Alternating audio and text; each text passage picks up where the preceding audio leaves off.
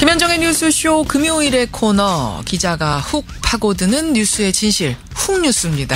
오늘도 권민철 기자 나와 있습니다. 어서 오세요, 권 기자. 네, 안녕하세요. 아까 일부에서 그 산케이 기사 무죄 판결 인터뷰 들으셨죠? 네. 사실 지난주 이 시간에 우리가 외신 비판에 대한 우리 정부의 그 과잉 대응 문제를 다뤘었어요. 그렇죠. 그때도 반향이 상당하지 않았습니까? 네, 저희가 방송 내용을 인터넷과 SNS에 올리거든요. 근데 지난주는 특히 SNS에서 크게 회자가 됐습니다. 예. 언론 자유는 민주국가의 토대인데 우리나라의 민주주의 수준 또 국가의 품격 이런 거에 대해서 새삼 생각해봤다. 이런 반응이 많았습니다. 예, 관심 보내주신 분들 감사드리고요. 오늘 주제로 넘어가 볼까요? 네, 준비한 음향부터 들어볼까요? 예.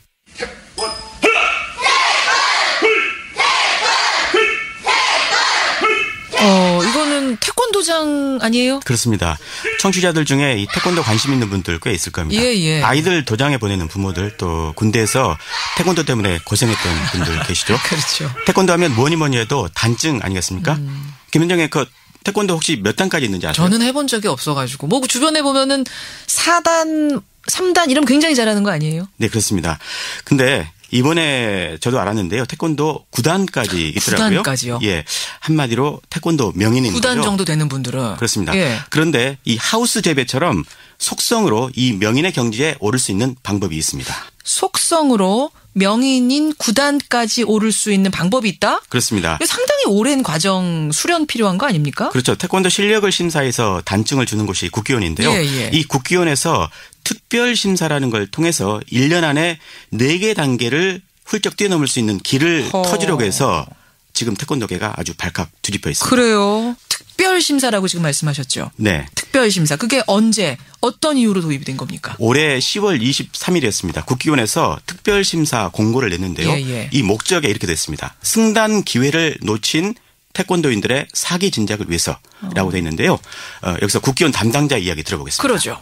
또 시도에서 추천은 받았더라도 반대파에 있다고 해서 심사에 막 계속 떨어뜨려 가지고 심사를 아주 포기하신 분들이 있어요.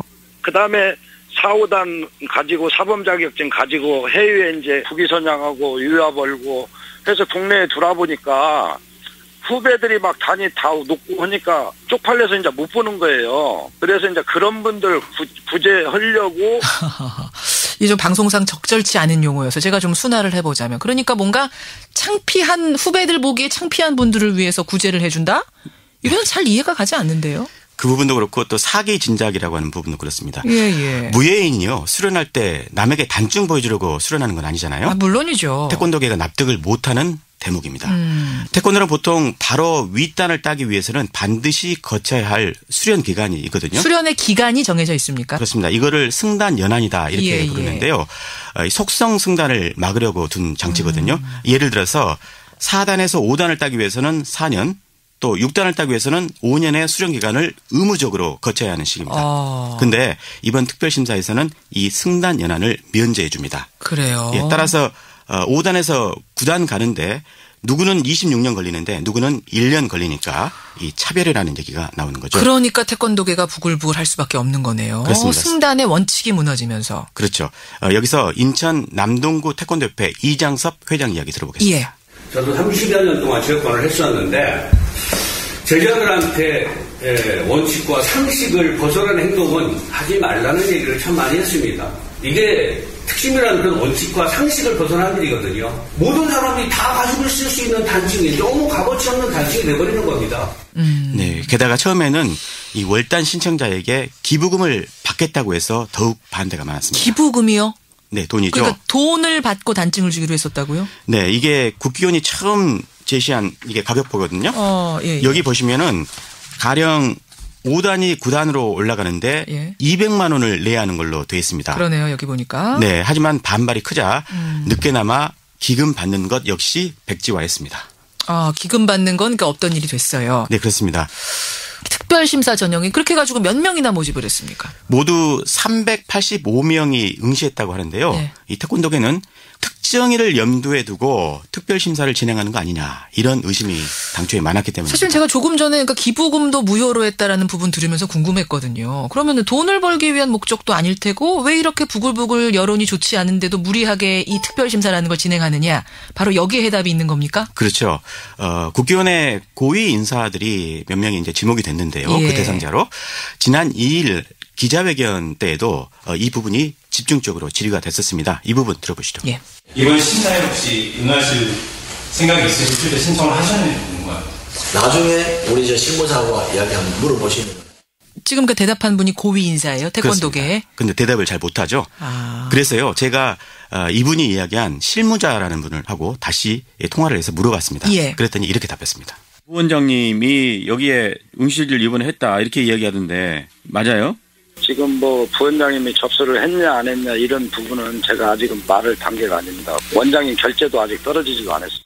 원장님 결재가 아직 떨어지지 않았다. 그럼 이거 신청을 하려고 하거나 하고 싶은 의도는 있는데 결재가 떨어지지 않았다 이렇게 되는 건가요? 보통 내부인이 이런 걸 하게 되면 내부에서 모를 리가 없거든요. 사실 조금 이해가 안 가는 대목입니다. 모두가 알고 싶어 하는데 공개는 안 하는 거. 이렇게 되면 밀실 아닙니까? 사실 그렇죠. 이 국기원은요. 애초에 특별심사를 이렇게 했습니다. 공개적으로 추진하겠다 이렇게요. 예. 결국에 이 원칙을 스스로 뒤집은 거죠. 태권도 바로 세우기 본부의 신성환 대표 주장 들어봅니다. 예. 진행되고 있는 이 특별심사에서는 투명성과 공정성은 그 어디에도 찾아볼 수가 없습니다. 이번 특별심사 파문이 새누리당하고도 관계가 있다. 이런 얘기가 들리는 건 왜입니까? 네, 지난 2일 태권도인 300여 명이요. 새누리당사 앞에서 시위를 벌였거든요. 바로 국기원 이사장이 홍문종 의원이기 때문입니다. 이사장이 홍문종 새누리당 의원. 그렇습니다. 또 이 태권도 선수 출신이죠. 문대성 의원도 새누리당이고요. 그러네요. 근데 문대성 의원도 홍 의원에게 아주 화가 단단히 나 있더라고요. 왜요? 그제 국회에서 관련 간담회가 있었는데요. 문 의원의 목소리 일단 들어보시죠. 문대성 의원입니다. 홍문종 이사장은 특별심사 관련해서는 내용을 잘 모르고 태권도에 대해서도 잘 모르는 본인에게 와서 왜 이러느냐고 대려 큰 소리를 냈습니다. 후한무치도 이런 후한무치는 없을 것입니다. 그 말에 격분한 저로 인해 고성이 오갔습니다. 정치인의 추악한 모습을 제 눈으로 직접 목도하고 새누리당 문대성 의원이 많이 화가 났네요. 네.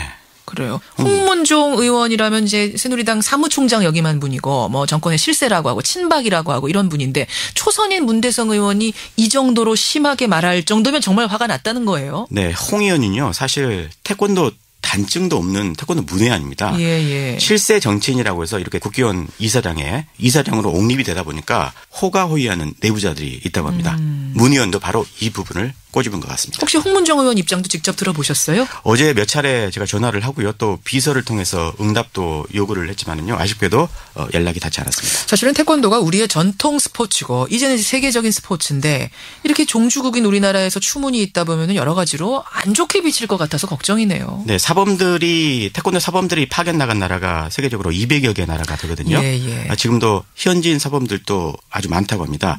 외국에서 이 문제로 태권도에 대한 여론이 상당히 안 좋다고 하는데요. 예원예술대학교 허건식 교수 이야기 들어봅니다. 예. 이 국기원마저도 이 단층에 대한 이런 부분들을 벽화시켜버린다면은 한인 사범들이 설 자리가 없는 거죠. 특히 이제 대한민국 종주국 태권도라는 그 위상은 많은 부분에서 상처를 받을 수밖에 없죠. 네. 아시다시피 태권도는 올림픽 정식 종목이지 않습니까? 그렇죠. 유도 같은 다른 스포츠와 경쟁을 해야 하는 판에 예. 이렇게 종주국에서 불미스러운 일이 있다 보면은 앞으로 이 국제적 지위에 어떤 영향을 미칠지 사실 걱정이 큽니다. 태권도가 올림픽 종목이지만 이게 재미가 있느니 없느니 이러니 저러니 해서 올림픽 종목에서 뺀다 만다 말도 많았잖아요. 그렇죠. 이런 아슬아슬한 상황인데 이런 추문까지 겹친다면 이거 큰일 날 노릇이네요. 오늘 훅뉴스 태권도 얘기해봤습니다. 스포츠에도 정치가 개입되다 보니 이런 문제가 벌어지는 건 아닌가 저는 그런 의심도 좀 들고요. 권 기자. 네, 국기원도 이 세계 태권도의 본부답게요. 이 권위라든가 신뢰 회복에 좀 더 노력을 해야겠다는 생각이 듭니다. 권민철의 훅뉴스 권민철 기자 수고하셨습니다. 네, 감사합니다.